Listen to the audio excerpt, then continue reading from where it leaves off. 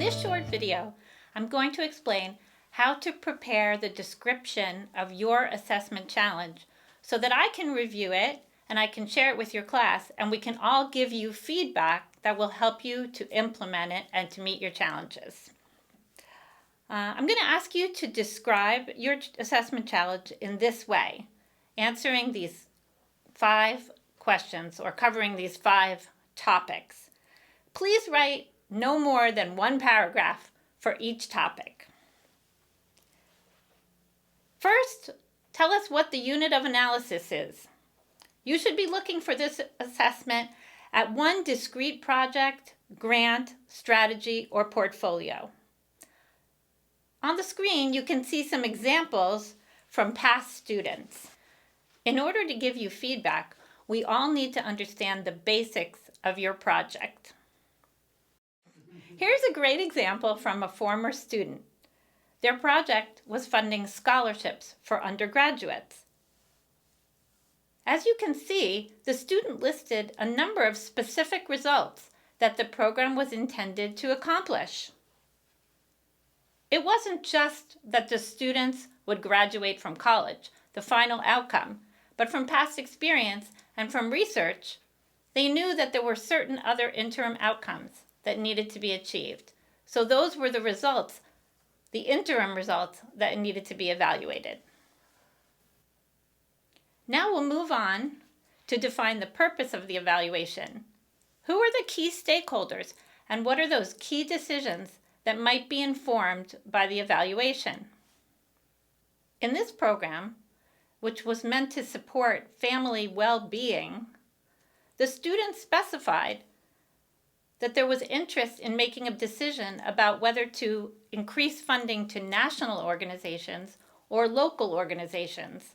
That's a great specific question that could be informed by evaluation. Next, give some thought to the data collection. What kind of information is important to answer your questions? Who has that data?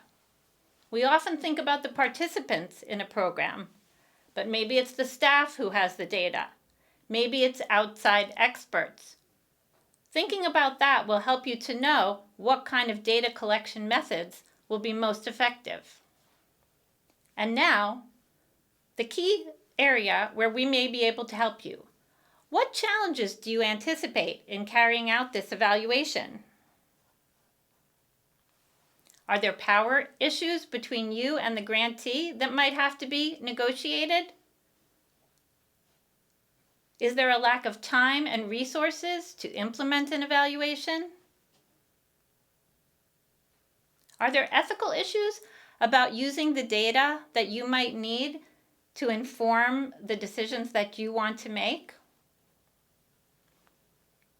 Think about all those challenges and we'll look at them in class. This student was funding postdoctoral fellowships for scientists in neuroscience.